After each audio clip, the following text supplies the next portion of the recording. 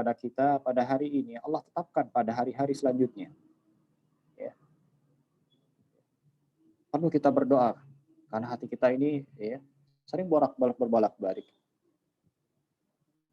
Dalam doa lain ya munqalibal qulub tsabbit qalbi ala dinik wa ya musarrifal qulub sarrif qalbi ala ta'atik. Kenapa demikian? Karena manusia sangatlah lemah. Sedangkan godaan syaitan luar biasa. Ya. Sehingga kita perlu meminta kepada Allah Subhanahu wa taala untuk senantiasa menjaga hati kita untuk senantiasa khusyuk. Wa min nafsin la tashba, dari jiwa yang tidak pernah kenyang. Ya, dan doa yang tidak dikabulkan oleh Allah Subhanahu wa taala. Ya, auzubillahi min dzalik. Kita berdoa dan berharap pada Allah Subhanahu wa taala agar dijauhkan dari 4 hal ini. Dari ilmu yang tidak bermanfaat, dari hati yang tidak pernah khusyuk, ya, dan jiwa yang tidak pernah kenyang, dan terakhir doa yang tidak pernah dikabulkan, tidak pernah dilirik oleh Allah Subhanahu wa taala. Nauzubillahi min dzalik. Mahat yang dimuliakan Allah Subhanahu wa taala, pada pertemuan yang telah lampau ya, kita masih dalam ya, pembahasan mendidik dan mengajar ala Rasulullah sallallahu alaihi wasallam. Kenapa kita telah bahas alasan kenapa kita perlu meneladani dan mencontoh ya gaya pengajaran dari Rasul sallallahu alaihi wasallam. Ilmu tersebut sangat dibutuhkan oleh kita, khususnya para ummahat yang notabene hari ini kita sedang dilanda oleh wabah COVID-19 yang mana Masya Allah kita berdoa sama Allah Subhanahu wa taala agar ya penyakit ini segera Allah Subhanahu wa taala ya hilangkan dari muka bumi ini dan dijauhkan dari keluarga kita. Berapa pekan ini Masya Allah hanya ditinggal oleh beberapa, baik itu sanak saudara ataupun dari ustadz-ustadz kita ya, maupun pada hari ini juga ya ustadz-ustadz kita ada yang sebagian masih masih diuji dan dicoba dengan virus COVID-19 ini ya. Belum lama ini 3 hari ini atau 4 minggu inilah ya, salah satu ustadz di Indonesia yang dedikasi dakwahnya kepada sunnah luar biasa ya, kemudian saudara Om sendiri ya paman itu juga meninggal karena COVID-19, dan dosen di Libya juga kebetulan dosen kami di Libya ya itu juga sedang terkena COVID-19 ya. Maka kita manfaatkan kesempatan kali ini di sore hari ini kita memohon pada Allah Subhanahu wa taala agar dijauhkan dari keluarga kita dan dijauhkan dari ya, dan Allah Subhanahu wa taala hilangkan penyakit ini dari tengah bumi kita. Maha dan dimuliakan Allah Subhanahu wa taala, kemarin kita terhenti pada metode yang ketiga. Benar enggak ini metode yang ketiga ini? Maha ada yang ngikutin? Terakhir kita berhenti pada metode apa? Apa sih? Kemarin terakhir di metode bercerita. Diskusi dan tanya jawab ya. Diskusi dan tanya jawab. Metode bercerita dan terakhir metode diskusi dan tanya jawab. Ada yang bisa mengulangi? Ada 3 metode yang kemarin kita sebutkan. Ya, yang pertama metode apa? Metode keteladanan. Metode keteladanan, Mumtaz. Metode keteladanan, ya. Metode keteladanan. Yang kedua metode bercerita atau berkisah sejarah, ya. Yang ketiga metode diskusi. Metode diskusi dan tanya jawab. Ya, luar biasa 3 metode yang diajarkan Nabi Shallallahu Alaihi Wasallam kepada kita, ya, terinspirasi dari metode-metode ini. Dengan harapan 3 metode yang sudah kita bahas ini semoga sudah dipraktikkan oleh para pahat sekalian di rumah, bersamai dalam mengajarkan anak-anaknya di rumah, ataupun ya sebagai profesi sebagai seorang pengajar di sekolah mungkin bisa dipraktikkan 3 metode ini.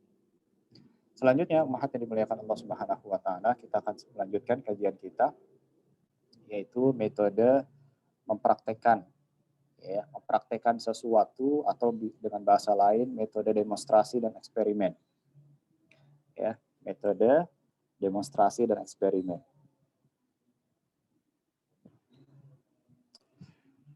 Metode yang keempat ini atau metode memperlihatkan sesuatu, mendemonstrasikan sesuatu dengan alat peraga, ya.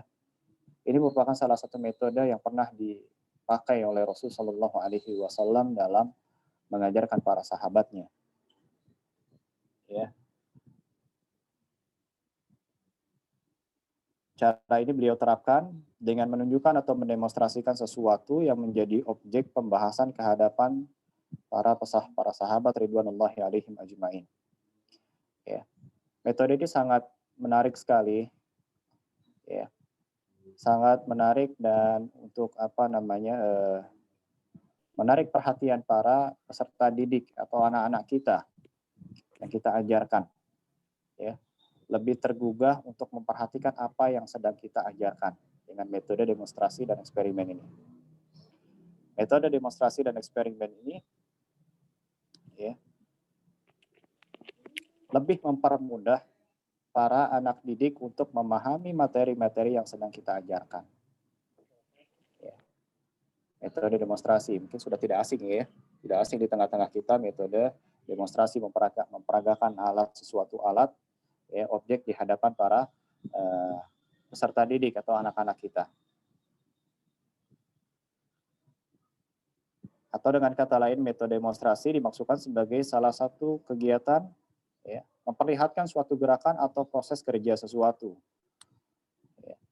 Pekerjaannya dapat saja dilakukan oleh pendidik atau peserta didik yang diminta mempraktikkan sesuatu pekerjaan. Metode demonstrasi atau memperagakan, memperlihatkan sesuatu bertujuan agar pesan yang disampaikan dapat dikerjakan dengan baik dan benar. Dan ini dapat dipergunakan dalam pelajaran yang disampaikan di rumah ataupun di kelas, ya, guna memudahkan informasi dari model yang hidup. Si anak biasanya ketika dijelaskan lewat buku atau membaca, terkadang kurang membawa imajinasinya. Tetapi ketika kita mengajarkan anak-anak kita dengan membawa satu hal yang nyata di hadapan mereka, ini tentu lebih mudah diambil informasi tersebut, diambil manfaatnya, diambil mudah dalam menerima informasi tersebut.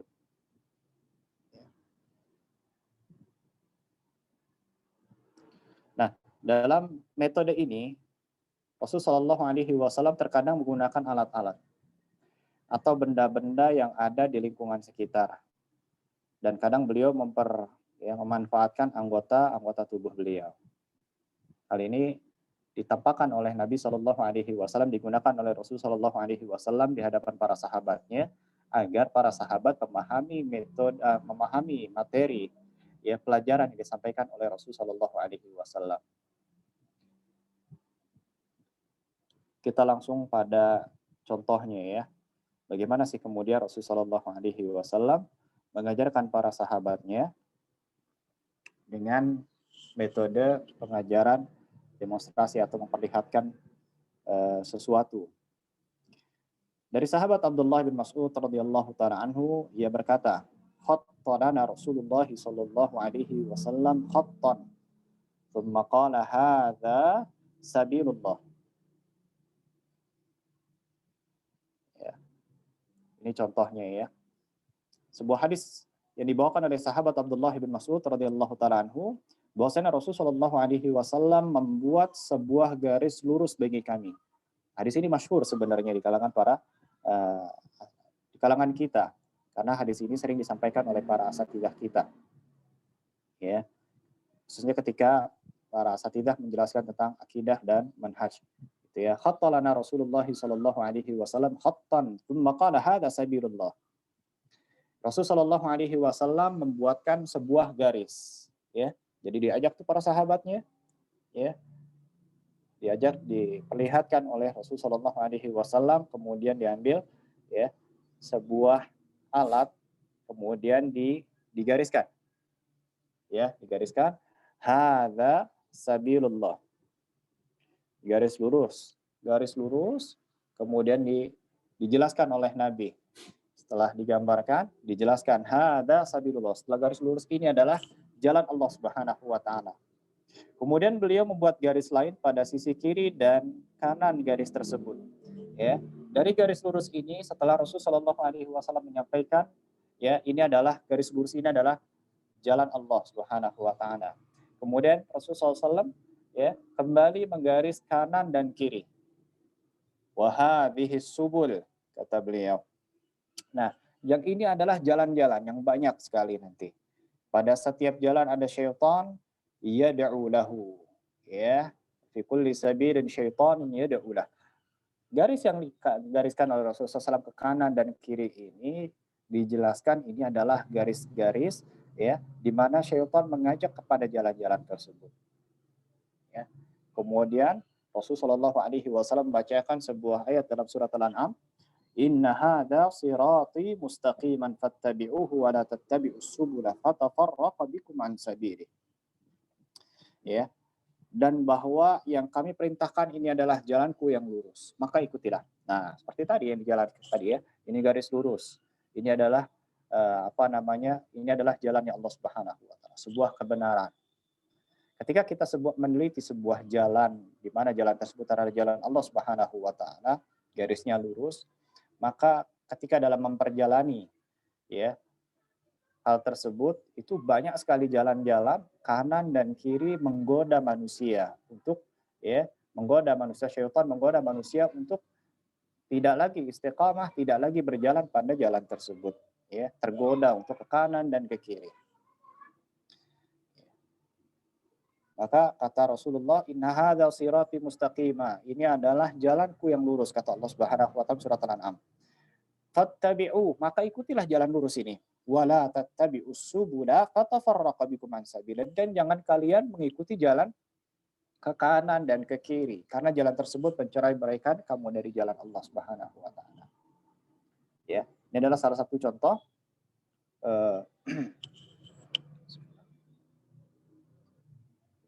salah satu contoh dari metode demonstrasi atau peragakan sesuatu. Nah, dari hadis ini kita bisa mempraktekkan. Ya, kita bisa mempraktekkan pada anak-anak kita ketika kita menjelaskan sesuatu, kita bisa ambil ya. Ya, kita bisa ambil sesuatu yang mengarah kepada penjelasan. Si anak kadang-kadang ketika dibacakan buku ini gimana sih? Ya, misal contohnya memandikan jenazah misalnya. Memandikan jenazah. Memandikan jenazah. Nah, itu kita kadang-kadang si anak untuk ukuran anak-anak SD misalnya, itu agak sedikit sulit mempraktekkan. Ini gimana sih? Ya, karena mereka belum pernah memandikan mengurus jenazah secara langsung. Nah, mereka hanya membawa buku diperintahkan oleh ustadznya dari sekolah untuk membaca tentang bab jenazah, baik itu memandikan, baik itu menguburkan dan lain sebagainya. Nah, di sini ummahat dan para ayahnya bisa menjelaskan langsung, ya, misalnya diambil tuh bantal, ya, atau guling gitu ya, guling diambil, ya, kemudian dijadikan guling itu diibaratkan seperti manusia. Ya, bagaimana cara memandikannya, bagaimana cara ya mengkafaninya sampai pada menguburkannya. Nah, kalau bisa menguburkannya itu diajak tuh, ya, anaknya diajak, ya, biar tahu nih. Diajak anaknya ke sebuah tanah, yang mungkin tanah di belakang rumahnya dia, digali tanah tersebut, kemudian ditunjuk, ini loh yang namanya lahat, nak. Ternyata dia tahu. Ya, bisa oh ini ternyata namanya lahat yang seperti ini, oh cara memandikan mayat seperti ini, oh caranya seperti ini, dijelaskan tuh keutamaannya seperti apa, ya, bagaimana praktek secara langsung. Nah, itu seperti itu, ya.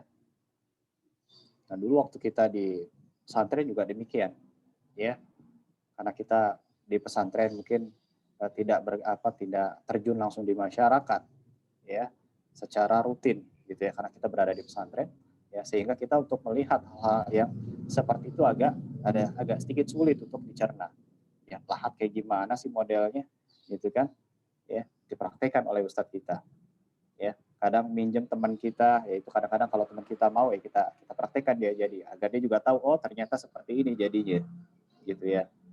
cara mandiin seperti apa, cara mengkafani seperti apa, terus sampai tahap pada penguburan. Ya. Praktek haji pun demikian. Wah, haji luar biasa ribetnya, Masya Allah, banyak gitu ya. Tapi kalau kita praktekkan secara langsung, mudah buat anak kita untuk memahami, oh gini loh tata cara haji seperti ini. Kita bisa buatkan di halaman rumah kita, ya, dipraktekkan tuh haji sendiri aja. Ini namanya haji-haji, jadi nggak perlu datang ke mana, datang ke Islamic Center misalnya yang ada di kota masing-masing untuk praktek hajinya misal, bisa langsung disampaikan oleh ummahatnya. Ya, kadang-kadang kalau lewat YouTube juga sedikit sulit mungkin. Ya, tapi kalau praktek langsung, oh ternyata seperti ini. Hari ini di tanggal sekian kita berada di sini, ngapain aja di sini, bacanya apa, sunnah-sunnahnya apa di sana, dan terus seperti itu. Ya. Atau ummahat ingin menjelaskan tentang kejadian gerhana misalnya. Ya, gerhana bagaimana matahari, kemudian bagaimana gerhana bulan dan lain sebagainya. Itu bisa, ya, bisa dibuatkan bagaimana prakteknya seperti apa. Ya. Bisa dipahami dengan baik ummahat ya. Metode demonstrasi dan eksperimen ini. Insya Allah Ustaz. Insya Allah ya.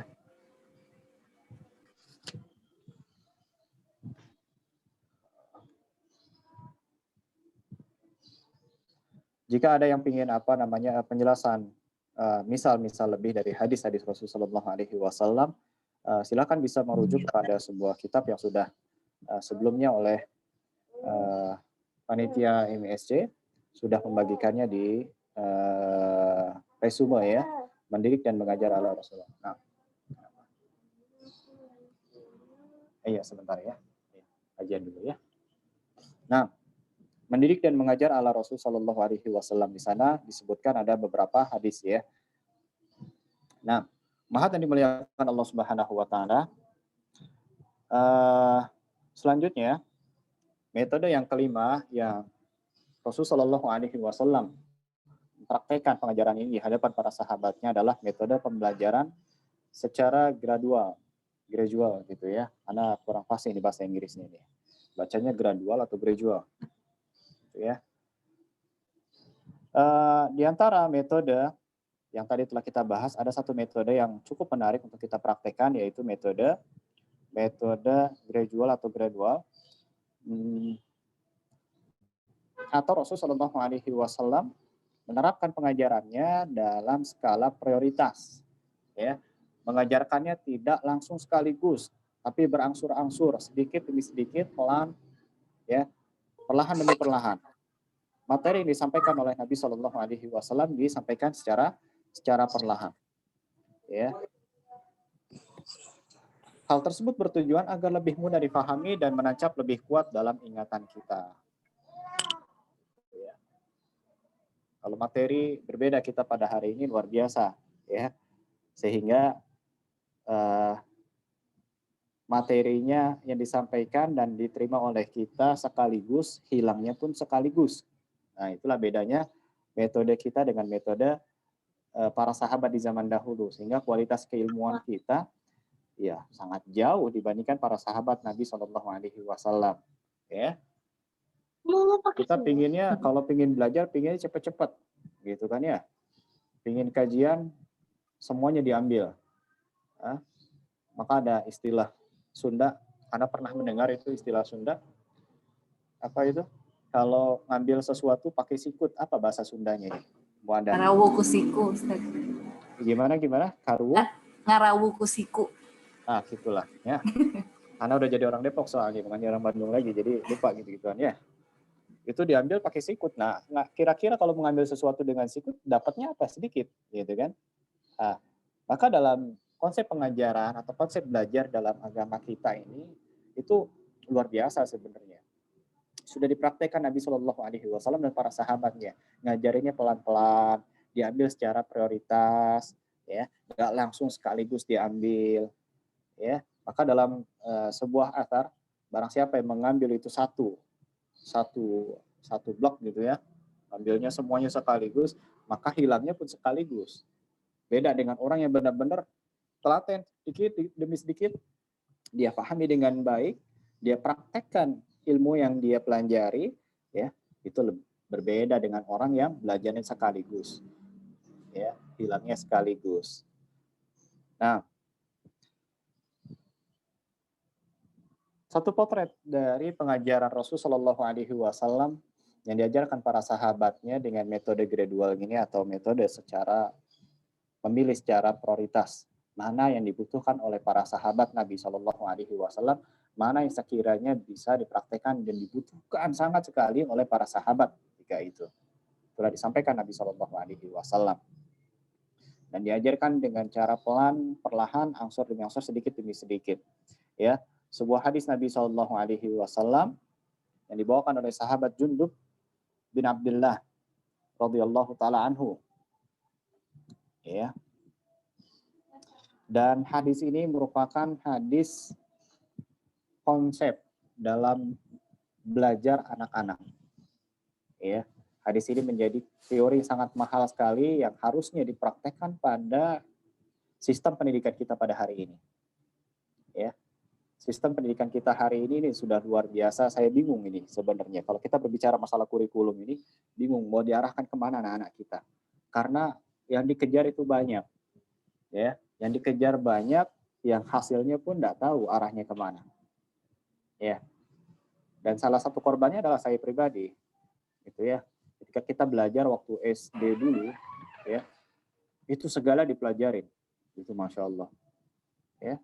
Sampai sekarang saya pun tidak tahu. Ilmu tersebut nggak ada yang menempel satupun di otak saya untuk saya praktekkan dalam kehidupan saya. Nah ini, salah satu indikator ada yang bermasalah dalam konsep pendidikan kita pada hari ini. Tapi kalau kita melihat bagaimana Rasulullah SAW benar-benar memperhatikan kualitas, ya, metode pendidikan dan sistem pendidikan yang diterapkan para sahabatnya, ya, sehingga benar-benar terjadi generasi yang luar biasa, generasi yang bukan main-main. Generasi yang di usia belia, mereka sudah bisa memegang, ya, kendali bumi, ya.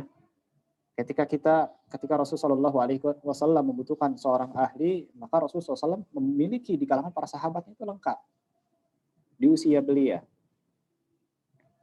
ya, di usia belia. Mau jadi presiden, ya, di usia belasan tahun ada yang sudah jadi, puluhan ada, ya, di usia 50 tahun, 60 tahun jarang. Ya wali sudah di usia ke-20 tahun itu luar biasa, sudah jadi, ya, sudah jadi pemimpin, sudah jadi jenderal. Nah hari ini kita di usia 19 tahun itu masih, Masya Allah, masih belum mandiri, masih belum memiliki tanggung jawab, ya, masih segala, ya, banyak sekali hal-hal yang perlu, ya, yang harus diketahui. Ya. Kunna ghilmanan hazawiratan ma'a Rasulillah sallallahu alaihi wasallam fata'allamna al-imana qabla al-Qur'an. Thumma ta'allamna al-Qur'an fazdadna bihi imanan wa innakumul yawma ta'allamuna al-Qur'an qabla al-iman. Sahabat Rasul sallallahu alaihi wasallam yang bernama Jundub bin Abdullah radhiyallahu taala anhu pernah bercerita, ya, ketika kita masih dalam masa-masa pubertas. Hazawirah itu artinya pubertas. Ya. Hazawirah artinya pubertas. Di usia akhir balik, ya, masa-masa SMP dan SMA lah kurang lebih. Ketika kita masih dalam masa-masa pubertas, kita belajar pada Nabi Shallallahu Alaihi Wasallam dan beliau mengajari kita tentang keimanan sebelum kita belajar Al-Quran. Ya, Nabi Shallallahu Alaihi Wasallam memulai pengajaran beliau kepada anak-anak muda dan anak-anak, ya, itu yang diajarkan pertama kali apa? Pertama kali adalah tentang iman.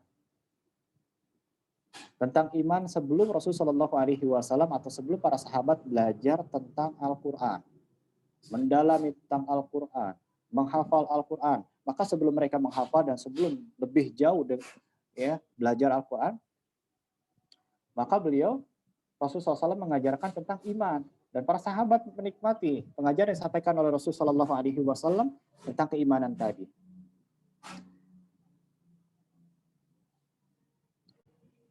Lalu setelah itu kita belajar, baru diajari isi kandungan dan tata cara membaca Al-Quran. Sehingga iman kita makin bertambah dan menguat. Ketika iman itu sudah mulai terpupuk dalam, terpatri dan tertancap di hati para sahabat ridwanullahi alaihim ajma'in, ya, iman itu sudah muncul dan sudah tumbuh di kalangan para sahabat, maka ketika mereka mulai belajar Al-Quran, efeknya apa? Efeknya adalah mereka makin cinta kepada Al-Quran. Mereka makin cinta kepada Al-Quran, mereka semakin terus haus dengan Al-Quran. Bertambah keimanan mereka ketika mereka belajar Al-Quran. Ya.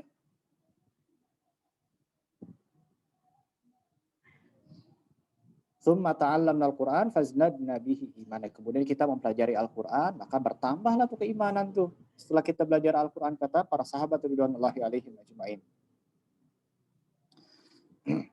Jadi ummahat yang dimuliakan Allah Subhanahu wa taala, dalam hadis ini ada sebuah konsep dalam memilih prioritas dalam pengajaran anak. Yang pertama adalah iman sebelum Al-Quran. Iman sebelum Al-Quran. Ya, ini adalah sebuah konsep mahal dari Nabi Shallallahu Alaihi Wasallam. Kalau kita bertanya sebenarnya apa sih, Ustaz? Anak saya yang pertama kali saya ajarkan tuh apa dulu, Ustaz? Ya, lihat tuh konsep Nabi Shallallahu Alaihi Wasallam, yaitu mengajarkan tentang iman sebelum kita memerintahkan anak-anak kita tentang belajar Al-Quran, menghafal Al-Quran. Al-Quran itu penting, iya, menghafal Al-Quran itu penting. Tetapi jauh lebih penting adalah diawali dengan keimanan terlebih dahulu, akidah terlebih dahulu. Ya. Jadi iman sebelum Al-Quran merupakan bagian dari konsep pengajaran Nabi Shallallahu Alaihi Wasallam secara prioritas dan bertahap kepada para sahabatnya. Di mana para sahabat diajarkan oleh Nabi Shallallahu Alaihi Wasallam tentang iman sebelum Al-Quran secara, ya, sebelum para sahabat mempelajari Al-Quran secara utuh, maka mereka belajar iman terlebih dahulu. Ummahat yang dimuliakan Allah, iman yang dimaksud di sini bukan hanya sekedar tentang teori yang dihafal, ya, tentang apa itu iman dan sebagainya, ya, bukan hanya sekedar ya udah kalau kayak gitu kamu hafalkan nih buku ini, ada teori talhis, ya, resume tentang apa itu iman dan hafalkan. Kalau sudah selesai, kamu baru belajar Al-Quran. Bukan seperti itu ya, Ummahat ya. Tapi iman itu benar-benar teresapi di hati-hati mereka, benar-benar tertancap dan rohnya dapat tentang iman itu dalam keseharian mereka. Ya. Iman kepada Allah Subhanahu wa taala sebagai Ar-Razzaq. Allah yang memberikan kita rezeki. Kasih tahu tuh kepada anak-anak kita. Ya, anak kita diajarkan. Ya, bahwasannya yang memberikan kalian makan, ya, minum, pakaian dan lain sebagainya adalah Allah Subhanahu wa taala. Bukan abi dan umi. Ya. Abi dan umi hanya perantara yang semuanya itu adalah datangnya dari Allah Subhanahu wa taala. Maka tatkala engkau membutuhkan sesuatu, meminta rizki, minta sama Allah Subhanahu wa taala. Ya. Tapi berbeda sama kita ya. Pendidikan kita hari ini, kalau kita ingin pergi umroh atau haji, ya, bagaimana itu nasihatin sama anak-anaknya? Ya, nah, Umi sama Abi mau berangkat haji 40 hari. Lama ini. Ya. Kalau kamu lapar atau kamu mau jajan, ya, atau kamu ada sesuatu, ingin beli sesuatu, maka catat nomor ini. Ini adalah nomor tante kamu, ya. Tinggal telepon saja. Semuanya sudah disampaikan sama tantenya. Umi sudah bilang, Abi sudah bilang, kalau minta sesuatu sama dia. Nah, ini kan yang terjadi seperti ini prakteknya. Ini nggak ada praktek keimanan di dalam hal tersebut. Pesannya ya kurang pas. Lalu seperti apa? Yang pertama kali kita ajarkan pada anak-anak kita, tatkala kita ingin pergi jauh, maka titipkan dia bersama Allah Subhanahu wa taala. Nah, Abi sama Umi ingin pergi haji. 40 hari. Pertama kali ketika engkau merasakan kesulitan, gak ada abi, gak ada umi, maka engkau punya Allah Subhanahu wa Ta'ala yang senantiasa menjaga engkau. Ya, di saat umi sama abi ya jauh, tapi Allah Subhanahu wa Ta'ala dekat sama engkau. Ya, maka pertama kali sebelum minta sama tantenya, minta sama Allah Subhanahu wa Ta'ala. Setelah minta, ikhtiar lewat tante yang sudah dititipkan tadi. Tapi tautkan tadi iman. Oh iya. Ya, berarti sehari-hari saya ini sudah di cover kehidupan saya sama Allah Subhanahu wa Ta'ala, jadi nggak perlu khawatir. Ya, ketika iman ini sudah terpatri dalam diri anak-anak kita, gampang kita mengarahkannya ke depan seperti apa, mudah sekali. Nggak bakalan takut kita. Kenapa? Karena dia, anak tersebut sudah yakin Allah yang akan memberikan dia rizki, dan Allah Subhanahu wa Ta'ala yang akan mengurus kehidupan dia. Ya, Allah akan menjaga dia. Tuh, luar biasa. Ya. Maka satu potret juga ketika Nabi Shallallahu Alaihi Wasallam memboncengi sahabat Abdullah bin Abbas radhiyallahu taala, yang pada saat itu Abdullah bin Abbas masih di usia belia, masih muda. Diajak tuh sama Nabi Shallallahu Alaihi Wasallam, diajak jalan sama Rasulullah.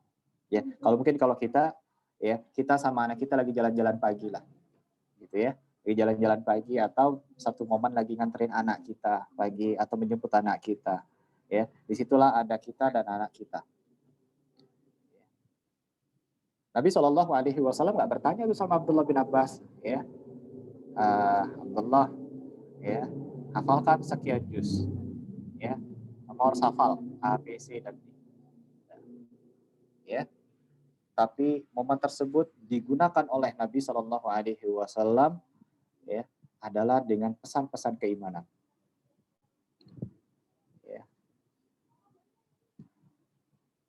Maka dalam hadis yang masyhur tadi disebutkan, kata Rasulullah Shallallahu Alaihi Wasallam kepada Abdullah bin Abbas, ya gulam, ihfazillaha yahfazka, ihfazillaha tajiduhu tujahak. Wahai Abdullah, wahai anakku sayang, ya, ihfazillaha yahfazka, jagalah Allah dimanapun engkau berada, maka niscaya Allah akan menjaga engkau. Luar biasa dalam, ya, umat sekalian dimuliakan Allah, ya, keimanan itu. Ihfazillaha yahfazka, ihfazillaha tajiduhu tujahak, jagalah engkau, niscaya engkau akan mendapati Allah itu selalu bersama engkau dimanapun engkau berada. Di saat, ya, ketika engkau menjaga Allah Subhanahu wa Ta'ala dengan menjalankan syariat-syariatnya, maka kemudahan dari Allah Subhanahu wa Ta'ala senantiasa engkau dapatkan dalam kehidupan kau. Dalam ini, mahal. Ya, pernah nggak tuh ngajak tuh anak-anak kita lagi naik mobil, ya? Nah, Masya Allah, sampaikan tentang pesan-pesan keimanan tadi. Ya, jadikan dia hambanya Allah Azza wa Jalla. Ya, jadikan dia orang yang, ya, tunduk kepada Allah Subhanahu wa Ta'ala, tunduk akan syariat Allah Subhanahu wa Ta'ala. Jadikan adalah sebagai seorang hamba, orang yang lemah, yang dia butuh Allah Subhanahu wa Ta'ala. Ya.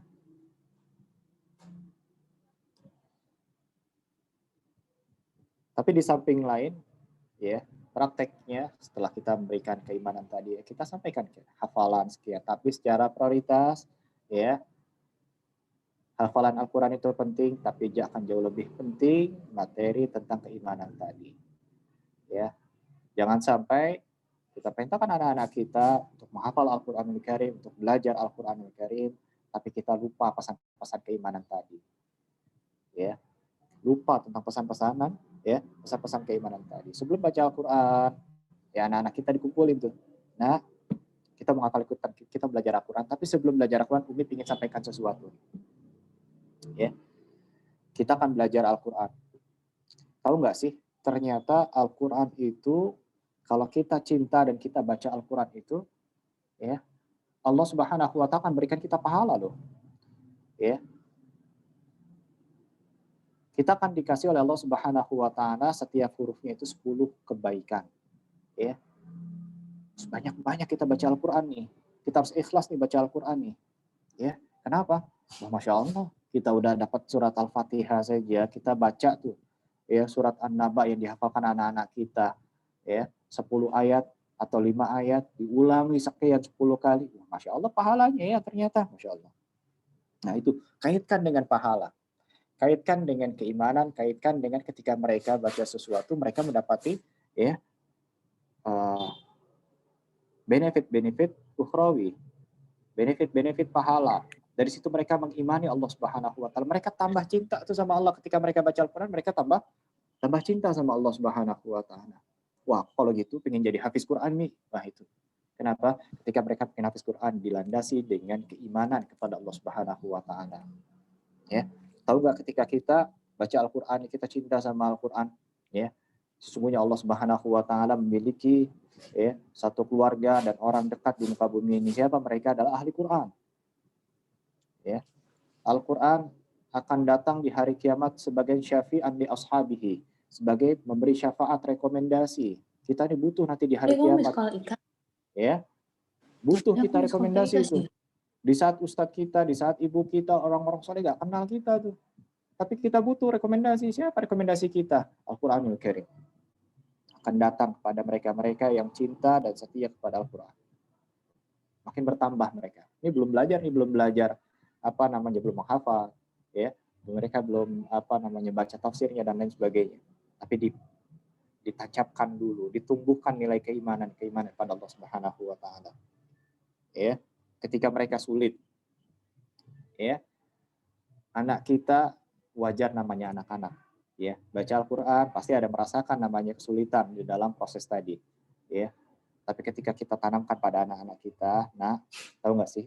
Ketika kamu, Umi, Abi belajar Al-Quran dan kita merasa sulit dalam mempelajari Al-Quran, bacanya kok sulit banget ya, kok beda sama orang lain.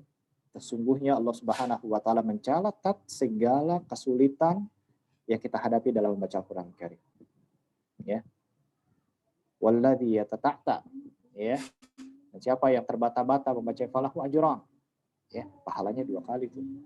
Ya. Al-mahiru bil Quran ma'asafaratil kiramil bararah. Dalam sebuah hadis Rasulullah SAW, ya, orang yang ahli Al-Quran, kelak dia bersama para malaikat yang mulia. Ini luar biasa. Motivasi kepada si anak. Tumbuhkan nilai keimanan tadi, tumbuhkan nilai motivasi si anak kalau baca Al-Quran, jadi ahli Quran. Wah, dia pingin tuh sama malaikat. Ya. Pingin tuh sama malaikat tuh yang mulia. Ma'asafaratil kiramil bararah. Walladzi yatata'ta, ya. Dan bagi mereka-mereka yang terbata-bata dalam membaca Al-Quran, ya, maka mendapatkan 2 pahala. Pahala membaca dan pahala dalam ya membersamai kesulitan tadi. Dia bersabar dalamnya. Nah, ketika si anak itu benar-benar terjun di dalam menghafal Al-Quran, dalam membelajar Al-Quran, dia dapat sulit. Dia nggak futur tuh. Ya, dia nggak. Kenapa? Karena sudah ditancapkan, ditumbuhkan, ditanam nilai-nilai keimanan tadi.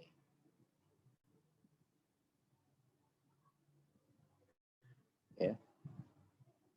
Ustadz, anak saya hafalannya banyak Ustadz. Ya, alhamdulillah 1 hari bisa hafal 1 halaman Ustadz. Tapi kok kenapa ya Ustadz suka berbohong? Ya, Ustadz kenapa kok anak saya kok melakukan A, B, C, dan D? Saya nggak suka perbuatan tersebut Ustadz. Kenapa kok terjadi pada anak saya Ustadz yang kita udah mati-matian Ustadz, udah menyekolahkan dia ke sekolah tahfiz A, B, C, dan D. Saya sudah menghubungi ustadznya, suruh benar-benar disibukkan dengan Al-Quran. Ya. Mungkin ya ada 1 tahapan yang hilang tadi, yaitu pembekalan tentang keimanan tadi sebelum si anak mulai menghafal Al-Quran. Kita perlu tanamkan dan harus sering-sering, ya, harus sering-sering menanamkan tentang keimanan tadi. Bahwasannya Allah Subhanahu wa taala itu Maha melihat. Allah itu Maha mendengar. Melihat apa yang kita lakukan, mendengar apa segala bisikan yang ya kita ucapkan, ya, yang kita rahasiakan, ya. Nah, itu diberikan. Insya Allah, ya, dengan seringnya kita tanamkan tadi, anak kita semakin ya tumbuh keimanannya sehingga perbuatan-perbuatan tadi semakin turun atau bahkan sama sekali tidak melakukannya. Keimanannya bertumbuh dan dia mulai menghafal Al-Quran, dia paham maknanya, semakin bertambahlah keimanan dia dan kecintaan mereka kepada Al-Qur'anul Karim. Ya. Ada satu hadis lagi yang dibawakan oleh sahabat Abdullah bin Umar radhiyallahu taala anhu. Ya, laqad ishna burhatan min dahrina wa akhadna yu'tal imanu qabla al-Qur'an wa tanzilu surata ala Muhammadin sallallahu alaihi wasallam fa yata'allamu hilalaha halalaha wa haramaha wa amiraha wa zajiraha. Hadis yang dibawakan Abdullah bin Umar radhiyallahu taala anhu ini menceritakan bahwasannya kami telah hidup sekian lama dari usia kami dan salah seorang dari kami diberi iman sebelum Al-Qur'an. Ini menceritakan tentang para sahabat ya. Kondisi pada saat itu, pendidikan yang terjadi adalah pendidikan iman itu lebih dahulu diberikan pada sahabatnya oleh Nabi SAW sebelum Al-Quran. Sebuah surat turun kepada Muhammad SAW, maka dia pun mempelajari apa yang halal dan haram, perintah, larangan, dan hal-hal yang harus diperhatikan darinya. Sebagaimana kalian mempelajari Al-Quran di hari ini. Ya, nah ini testimoni dari Abdullah bin Umar. Kemudian thumma laqad ra'aitul yawma rijalan yu'ta ahaduhumul qur'ana qabla al-iman fa yaqra'u ma baina fatihatihi ila khatimatihi ma yadri ma amiruhu wa la zajirahu wa la ma yanbaghi an yaqifa indahu minhu fayanturuhu nasrat daqal. Kata Abdullah bin Umar, kemudian sungguh saya telah melihat beberapa orang di hari ini di mana salah seorang dari mereka telah diberikan Al-Quran sebelum iman. Nah, ketika mereka mulai step yang dimulai dari Al-Quran dulu, tapi imannya dihilangkan, imannya lupa dia. Atau merasa, ini yang lebih penting, hafal Quran, belajar Al-Quran belum iman tadi. Maka dia pun membaca apa yang diantara pembukaannya sampai penutupnya. Dia baca tuh 30 juz dari Al-Fatihah sampai surat An-Nas. Ya. Namun dia tidak tahu menahu apa yang diperintahkan oleh Allah, apa yang dilarangnya, dan apa yang harus dia perhatikan darinya. Dia membacanya sebagaimana berjatuhan kurma jelek ketika pohonnya diguncangkan. Gak bermanfaat sama sekali dia baca Al-Quran itu. Ya, dia baca Al-Quran gak bermanfaat. Hafal 30 juz gak bermanfaat. Kenapa? Masih suka ya berbuat hal-hal yang dilarang oleh Allah Subhanahu wa taala. Hanya sekadar hafal saja. Tapi perilakunya, karakternya, akhlak dan adabnya tidak mencerminkan seorang ahli Quran. Tidak mencerminkan sebagaimana Rasulullah SAW ya dijuluki oleh Bunda Aisyah radhiyallahu taala anha akhlaknya seperti Al-Qur'an.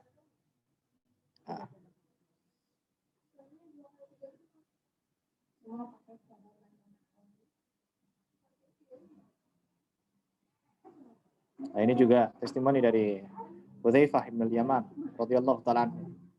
Inna qaumun utinal imanu qabla an yu'tal Qur'an wa innakum qaumun utitumul Qur'ana qabla an tu'tul iman.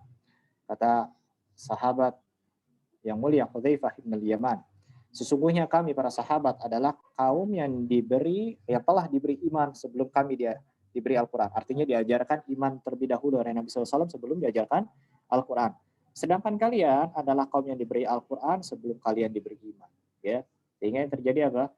Terjadi rapuh, kropos generasinya, nggak kuat generasinya. Ya, generasinya nggak kuat. Maha dan dimuliakan Allah Subhanahu wa taala. Saya lanjutkan. Itu satu potret dari satu hadis Nabi Shallallahu alaihi wasallam tentang pengajaran gradual atau belajar secara prioritas. Apa yang terlebih dahulu harus dipelajari, ya, belajar pelan-pelan, belajar secara sedikit demi sedikit dan perlahan demi perlahan. Ya. Itu juga nampak dalam sebuah hadis Rasulullah SAW yang menceritakan tentang pengajaran Al-Quran itu setiap hari 10 ayat. Ini menunjukkan bahwasannya ya kualitas itu lebih diutamakan daripada kuantitas. Kualitas. Sekali lagi kualitas jauh lebih diutamakan, diprioritaskan daripada kuantitas banyaknya. Ya. Mereka ya Rasulullah SAW mengajarkan setiap hari 10 ayat dan beliau tidak akan menambah pelajaran lagi sebelum mereka paham betul dan menguasai serta mengamalkan apa yang di dalam 10 ayat tadi. Baru setelah itu beliau menambahkan pelajaran lagi.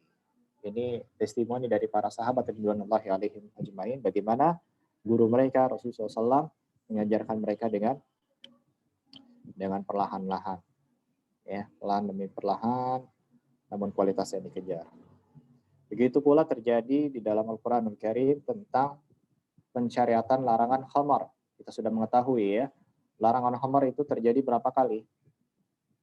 Nah, larangan khamar itu terjadi 4 kali, 4 tahapan, sampai akhirnya khamar itu dinyatakan haram, ya, dinyatakan haram itu terjadi 4 kali dan semuanya itu masya Allah ya melalui doanya Umar bin Khattab radhiyallahu taala anhu.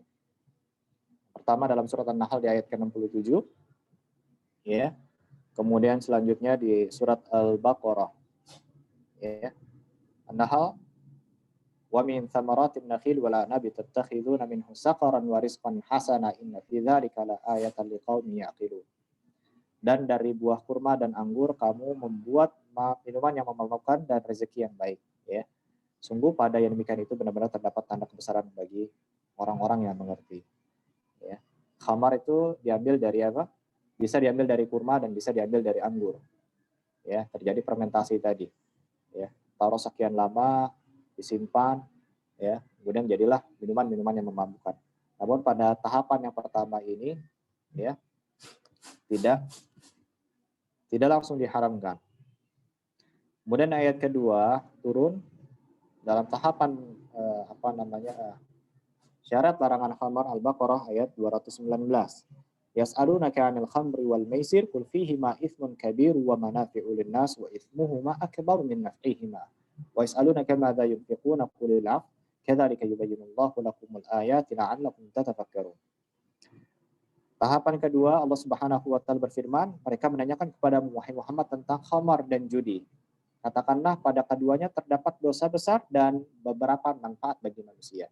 Jadi di dalam khamar itu terdapat ya ada kebaikan dan ada keburukan. Ya, dalam surat Al-Baqarah 219, tetapi dosanya lebih besar daripada manfaatnya. Dan ayat yang An-Nisa 43, ini tahapan ketiga. Ketika terjadi mereka masih minum khamar, namun ketika hendak memasuki waktu sholat, ya, justru berefek kepada sholat mereka, ya. Maka turunlah sebuah ayat, ya ayyuhalladzina amanu la taqrabus sholata wa antum sukara hatta ta'lamu ma taquluna wa la junuban illa 'abiri sabilin hatta taghtasilu wa in kuntum marda wa 'ala safarin aw jaa'a ahadun minkum ila akhiril ayat.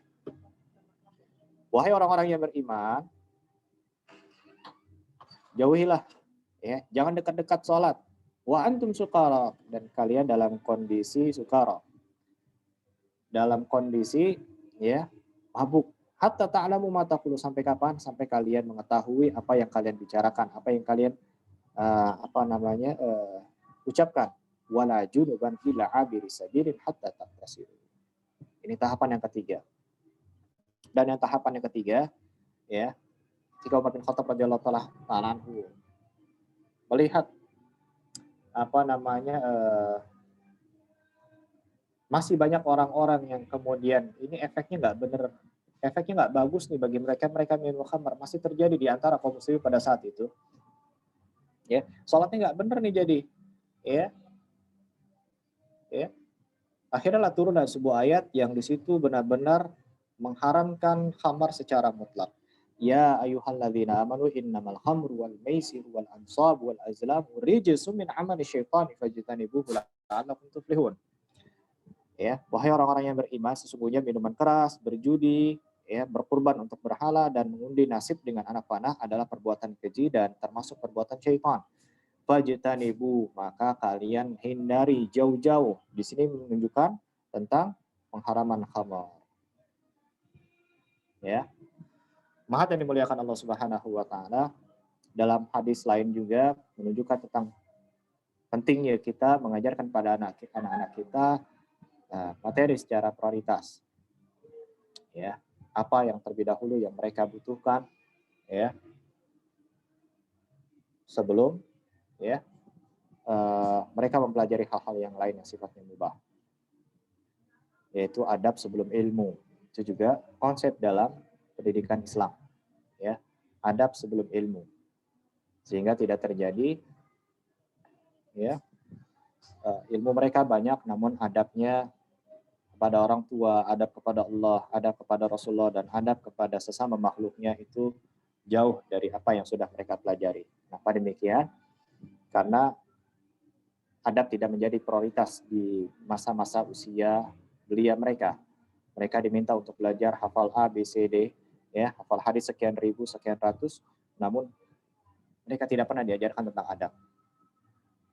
Bagaimana adab kepada guru, bagaimana adab ketika mendapati khilaf, ya, terjadi perselisihan, bagaimana adab kepada guru yang mungkin terjatuh ke dalam sebuah kesalahan, sehingga ya yang terjadi hari ini ketika adab itu tidak ada, mereka lupa ya kepada gurunya, kepada orang tuanya, sering terjadi keluhan, ya, keluhan, terjadi permasalahan. Ya, Ustadz, ini anak saya sudah ngaji, Ustadz. Ini sering sekali terjadi di setiap kajian ini, anak sering mendapati keluhan-keluhan seperti ini. Ya, baik itu terjadi langsung pada anak atau pada asatidzah yang lain. Ya, Ustadz, anak-anak sudah mengaji, Ustadz, sekian lama. Namun kenapa kok adabnya seperti ini kepada anak ya sebagai orang tua? Ya mungkin anak belum kenal sunnah, Ustadz. Ya, tapi apakah seperti ini adab kepada orang tua? Apakah setelah mengenal sunnah justru diajarkan untuk tidak beradab kepada orang tua? Ya, apakah ketika sudah mengenal sunnah justru adab kepada sesama makhluk, nggak mau tebar salam, nggak mau salaman, nggak mau berkunjung, nggak mau A, B, C, D, ya? Apakah seperti ini setelah mengenal sunnah? Ya, itu diajarkan pada anak-anak kita tentang pentingnya keimanan, tentang pentingnya adab sebelum mereka berilmu. Dan itu disampaikan oleh Al-Imam Malik, ya, Al-Imam Malik rahimahullah taala, ketika Imam Malik ini pada usia belia, pada usia anak-anak, ya, Imam Malik berkeinginan untuk pergi untuk belajar kepada para guru-gurunya. Namun disiapkanlah oleh sang ibu. Sang ibu sangat memperhatikan masalah adab pertama kali, karena itulah yang diajarkan dalam pendidikan Islam itu sendiri. Ya, dipakaikan pakai baju yang bagus, pakai imamah, ya.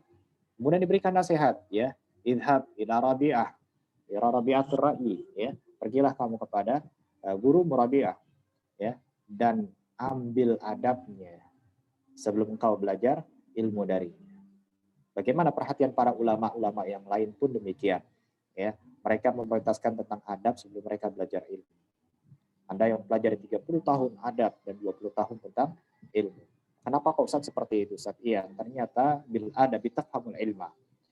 Ketika prioritas ini jalur pola sebuah siklus dalam pendidikan, ya, itu dijalankan sesuai dengan konsep Rasulullah SAW, maka yang terjadi adalah bil adabi tafhamul ilma.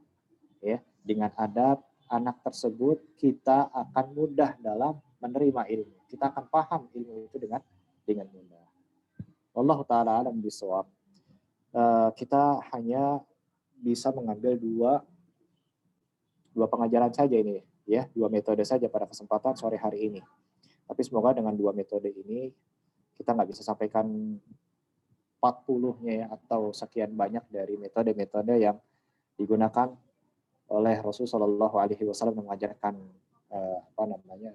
para sahabatnya. Tapi umat sekalian bisa membaca lebih lanjut lagi tentang bagaimana mendidik dan mengajar ala Rasulullah SAW. Hal tersebut sangat penting tadi, ya, agar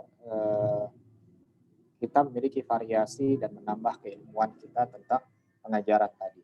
Kita diamanahkan oleh Allah Subhanahu wa taala sebagai seorang orang tua, dan kitalah satu-satunya pendidik pertama sebelum anak kita pergi ke tempat, ya, pengajaran yang lain. Allah ta'ala bisawab. Ini afwan ummahat ini ya, dalam kajian Islam kajian hampir kurang lebih sekitar 20 menit. Ini Masya Allah, ini suara nggak bisa dihilangkan efek soundnya, ya, karena memang di sebelah ini ada kondangan itu kalau nggak salah ya namanya seperti itu ya. Jadi nggak bisa di mute suaranya gitu dari sini. Allah ta'ala bisa ana serahkan kembali kepada moderator karena waktu kita sudah habis. Baik. Syukran, jazakallah khair Ustadz untuk materinya kali ini. Ada pertanyaan yang sudah masuk. Yang pertama dulu Ustadz, bismillah. Ustadz, bagaimana menjadi orang tua yang bukan hanya agamis dan baik, tapi juga asik buat anak-anak kita, di mana mereka menjadikan kita bukan hanya orang tua, tapi juga sahabat, tempat mereka berbagi, tempat mereka tertawa dan bergembira serta menangis. Iya. Pertanyaan sudah? Baru yang pertama Ustadz ini. Baru yang pertama. Nah, anak kira masih koma tadi ya. Nah, wallahu ta'ala bishawab. Terima kasih pada penanya. Semoga Allah Subhanahu wa taala senantiasa memudahkan kita untuk senantiasa menjadi orang tua yang contoh untuk anak-anak kita dan anak-anak kita merasa nyaman dengan kita. Dari metode-metode yang disampaikan oleh Nabi SAW sangat terlihat sekali sebenarnya ketika kita menjadi orang tua yang asik di hadapan anak kita, menjadi orang tua yang kok mudah sekali dalam menggauli anak-anak kita adalah menempatkan sesuatu pada tempatnya. Ya, menempatkan sesuatu pada tempatnya. Orang tua agamis itu bukan berarti orang tua agamis itu penting, ya. Mempraktekkan syariat, mempraktekkan sunnah Rasulullah SAW benar-benar ketat dalam urusan agama itu benar-benar diperhatikan oleh anak itu penting sekali. Namun yang cukup penting juga adalah menyampaikan metode tersebut dengan baik. Ya, namanya kita harus paham bagaimana si anak ini, kebutuhan si anak, bagaimana kondisi si anak, kebutuhan si anak itu harus kita perhatikan sebagai orang tua. Ya, ketika kita mampu menempatkan sesuatu pada tempatnya, ya, jangan kondisi anaknya ketika lagi nggak enak diajak ngobrol atau ketika ini, tapi kita salah menempatkan metode nasihat tadi atau metode yang terlalu ekstrim, ya, metode yang mungkin dirasa oleh anak itu ini nggak tepat, gitu. Saya butuh hiburan. Nah, disitulah bagaimana orang tua pintar-pintar menjadi benar-benar, ya, orang tua yang sangat paham sekali tentang kondisi anaknya, ya, dan menjadikan anak tersebut nyaman belajar. Ketika anaknya lagi lelah, tapi disuruh menghafal Al-Quran, tapi disuruh ABCD, kan penting nih Ustadz, ini kan waktunya ABCD, ini kan waktunya belajar. Iya, paham, tapi lihat kondisi anaknya, lihat kebutuhan si anaknya, ya.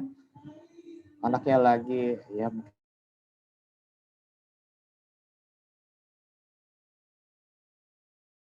kurang lagi kurang lagi ide, suruh menghafal hadis misalnya, ya, pahami dulu si anak ini lagi mau apa, gitu kan. Ketika momennya pas, kita ajak ngobrol, kita ajak bercanda, ada waktunya bercanda, sampaikan pada dia, ya.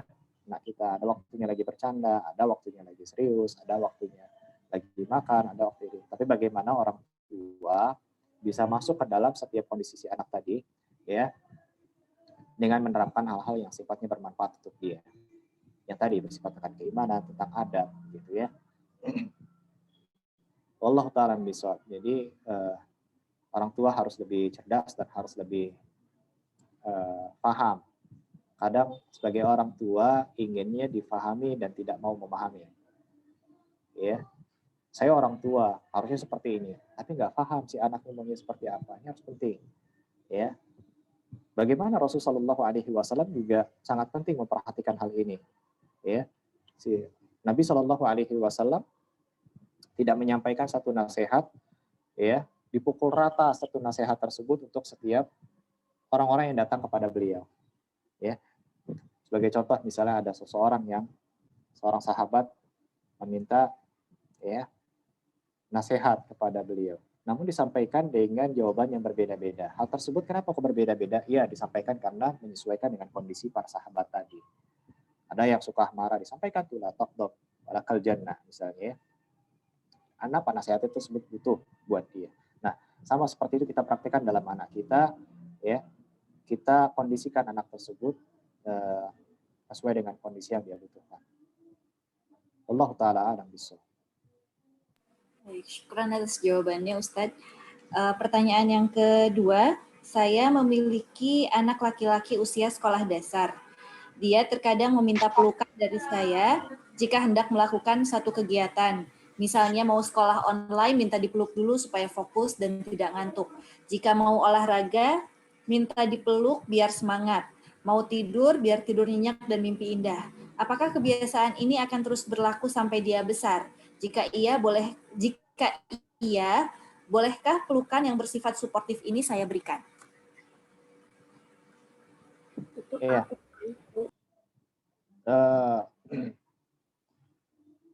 Wallahu ta'ala bishawab. Tentunya ini baik buat anak-anak ya, artinya dalam pada usia usia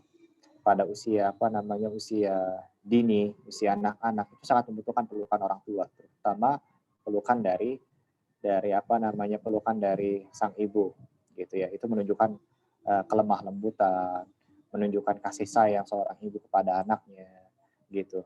Namun jangan sampai difahami oleh si anak tadi menjadi sebuah kebiasaan yang kalau tidak ada itu dia tidak semangat. Ini salah kalau menurut saya.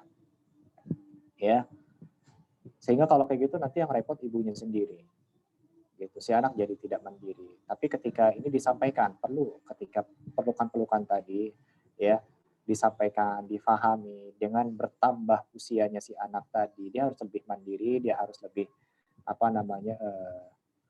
lebih harus ya dengan cara seperti itu, penting dengan cara seperti itu. Tapi ya tidak setiap keadaan yang kemudian mendorong anak tersebut harus pakai pelukan dan lain-lain.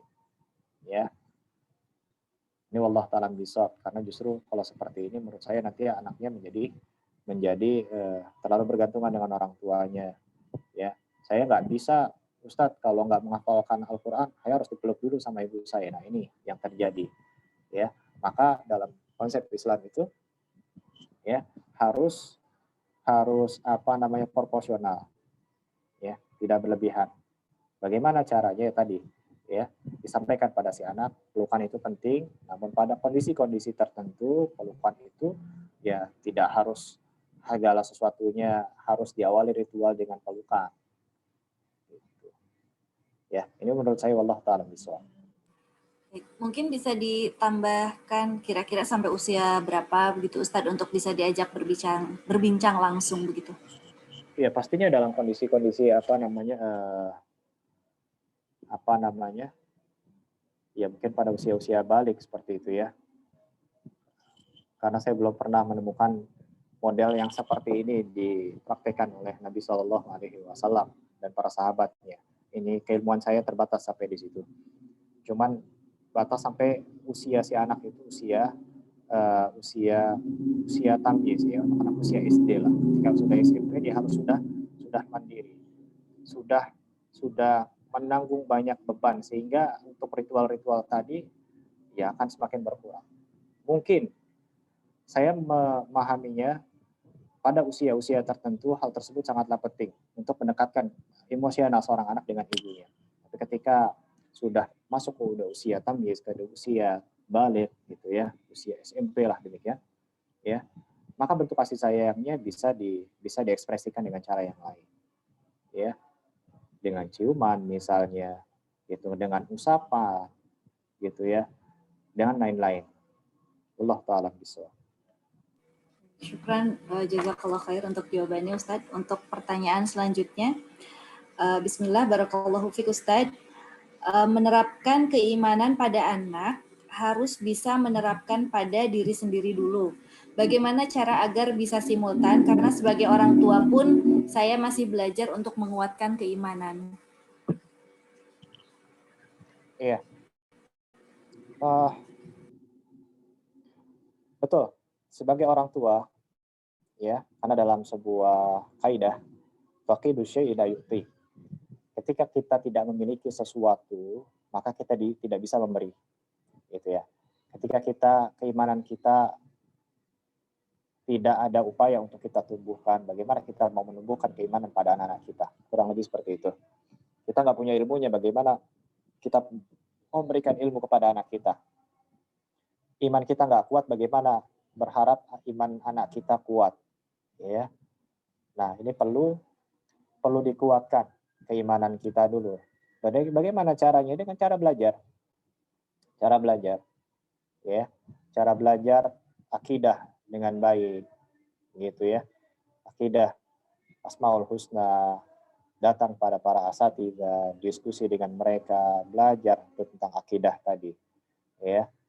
Karena ketika kita sudah memahami, ya, usulul iman, pokok-pokok keimanan yang wajib harus kita pahami, harus kita ketahui, terus kita praktekkan usulul iman dalam kehidupan sehari-hari kita, ya. Maka disitulah keimanan itu akan semakin tumbuh, kokoh dan kuat, ya. Kita belajar, ya, belajar lewat hadis-hadis Rasulullah Shallallahu Alaihi Wasallam, belajar Al-Quran tentang tentang yang berkaitan tentang akidah tadi, ya, karena belajar Al-Quran juga di sana ada akidahnya juga. Kemudian belajar tentang bagaimana sejarah Rasulullah Shallallahu Alaihi Wasallam, ya, bagaimana perjuangan Rasulullah Shallallahu Alaihi Wasallam yang heroik sekali, khususnya pada masa-masa, ya, fase Makkah, gitu ya, fase-fase Makkah di mana ayatul mufassal, ayat-ayat pendek di situ turun yang berkaitan secara umum berkaitan tentang masalah akidah. Ya, belum pada fase Madinah atau fase di mana ayat-ayat tentang halal dan haram itu, ya, turun. Ya, itu dikuatkan dengan membaca sejarah-sejarah Rasulullah Shallallahu Alaihi Wasallam, sejarah para sahabat, sejarah para tabi'in. Ya, kita akan tumbuh keimanan kita dengan karakter bagaimana mereka berjuang. Seperti itu, ya, baru tatkala. Namun demikian, ya, mengajarkan iman pada anak, ya, tidak kemudian nunggu gitu ya, nunggu biarin saya juga masih belajar nih, ya udahlah gitu. Enggak, sama-sama belajar gitu ya. Kita ada upaya, ambil kita sampaikan pada anak kita baru dapat nih dari ustadz, kita dapat baru baca dan diskusi pada ahlinya, ya, tentang bagaimana keimanan tadi Allah Ar-Razzaq, kita berusaha untuk meresapi dalam kehidupan kita, ya. Kita berusaha untuk praktekkan dalam kehidupan kita, ya, berbicara sama anak, gitu ya. Ilmu yang baru kita dapat dari ustaz, kita terapkan pada kehidupan kita. Disitulah keimanan kita sedang tumbuh dan kita berusaha untuk mengajak anak-anak kita dan keluarga kita, ya. Di saat kita sedang susah misalnya, masa pandemi seperti ini, ya, semua, ya mungkin misalnya mungkin terjadi PHK lah, atau terjadi pemotongan gaji lah, atau terjadi harga bahan baku mahal dan lain sebagainya. Disitulah nilai-nilai keimanan muncul dan harus kita terapkan dalam kehidupan kita. Ya, kita harus sabar. Insya Allah Allah Subhanahu Wa Taala, ya, akan menolong kita. Allah terus menjamin kehidupan kita, ya, dan lain sebagainya. Ya, nilai-nilai keimanan ini sambil diusahakan untuk terus tumbuh, tidak kemudian juga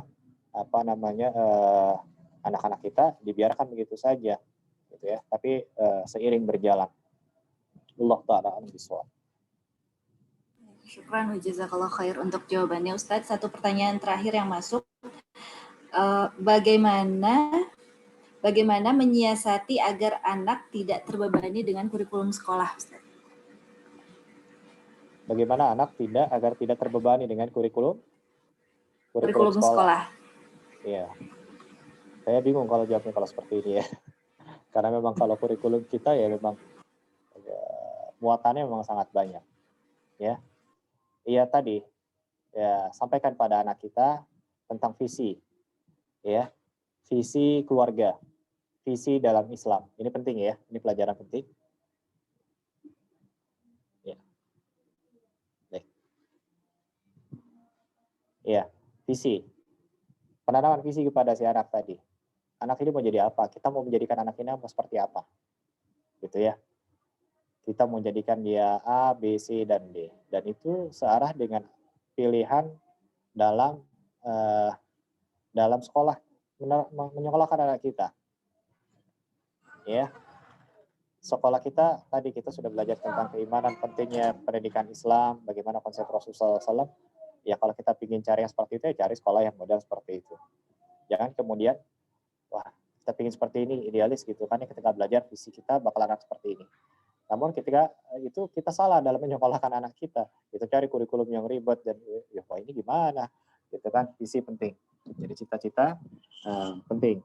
Kemudian diobrolkan dengan keluarga dan sampaikan kepada anak kita, nak, kelak kamu akan menjadi seorang imam, misalnya. Seorang imam yang bermanfaat untuk orang banyak, menjadi seorang pemimpin untuk orang banyak, ya. Kamu akan menjadi seorang A, B, C, dan D, tentunya bermanfaat untuk dirinya dia sendiri, ya. Visi pribadi, visi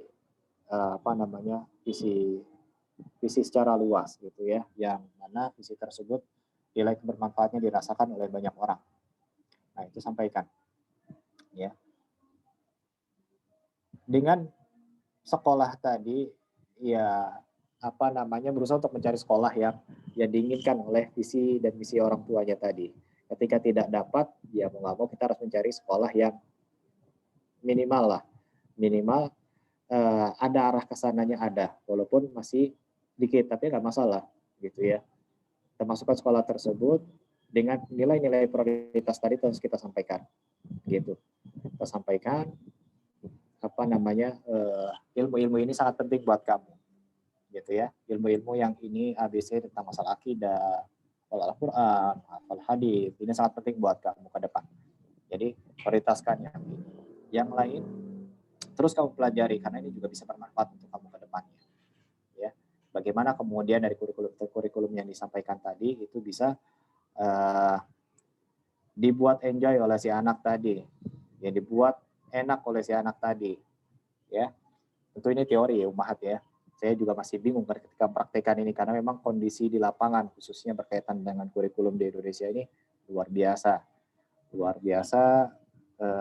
pusingnya gitu ya, luar biasa banyaknya, sehingga kita bingung kadang-kadang dari pelajaran-pelajaran ini masih kurang nyampe, gitu ya, masih kurang nyampe dari harapan.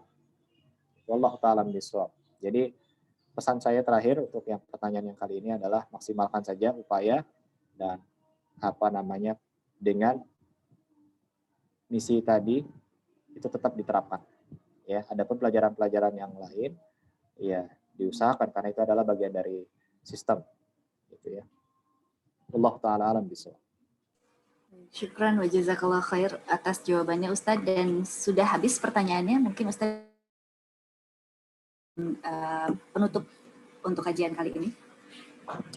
Nah, maha yang dimuliakan Allah Subhanahu wa Ta'ala, dari metode-metode yang tadi kita pelajari, salah satu metode yang sangat menonjol pada kesempatan hari ini adalah iman sebelum Al-Quran. Ya, iman sebelum Al-Quran, adab sebelum ilmu, ya, dan ilmu sebelum beramal. Ingat, ini adalah konsep pendidikan kita, ya. Iman sebelum Al-Quran, adab sebelum ilmu, dan ilmu sebelum amal. Ya, beriman sebelum kita menjadi ahli Al-Quran, sehingga ketika kita belajar Al-Quran maka iman kita bertambah di sana. Dan jadilah orang yang beradab sebelum kita mempelajari ilmu, karena ketika kita sudah menjadi ilmu, ya kita menerapi dunia ilmu, maka dengan adab tadi akan bertambah ilmu kita, akan kokoh ilmu kita, dan akan mudah kita dalam menerima ilmu tadi. Dan ilmu sebelum amal, penting ilmu sebelum amal, karena itulah diterima dan tidak diterimanya sebuah amalan tergantung, ya, didasari dengan sebuah ilmu. Maka janganlah menjadi, ya, yang memperbanyak amalnya namun tidak didasari dengan ilmu, yaitu dari Al-Quran dan As-Sunnah. Inilah yang dapat Anda sampaikan pada kesempatan sore hari ini. Kesalahan yang terjadi dalam kajian selama kurang lebih 1 jam ini itu mutlak dari Anda pribadi, ya. Dan Allah Subhanahu wa Ta'ala dan Rasul Sallallahu Alaihi Wasallam terbebas dari itu semua, karena segala kebenaran yang terjadi, ya, itu adalah hanya milik Allah Subhanahu wa Ta'ala. Sallallahu ala nabiyina Muhammad wa ala alihi wa sahbihi wasallam. Ana serahkan kembali kepada moderator. Syukran wa jazakallah khair Ustadz atas ilmu dan waktunya untuk kali ini. Insya Allah sangat bermanfaat, dan semoga kami semua khususnya yang ada di Zoom ini mampu untuk bisa mengamalkan dalam kehidupan sehari-hari dan menjadi ilmu yang bermanfaat. Jazakumullah khairan untuk umahat semua yang sudah bergabung bersama MISC, kajian MISC ini. Dan terakhir yang ingin digarisbawahi adalah tadi yang Ustadz katakan bahwa ajari anak secara bertahap, awali dengan nilai-nilai keimanan sebelum Quran, adab sebelum ilmu, dan ilmu sebelum amal. Baik, kita akhiri kajian kali ini. Mohon maaf atas segala kekurangan. Kita tutup dengan doa kafaratul majelis. Subhanakallahumma wa bihamdika asyhadu an la ilaha illa anta astaghfiruka wa atubu ilaik. Assalamualaikum warahmatullahi wabarakatuh. Waalaikumsalam. Ibu?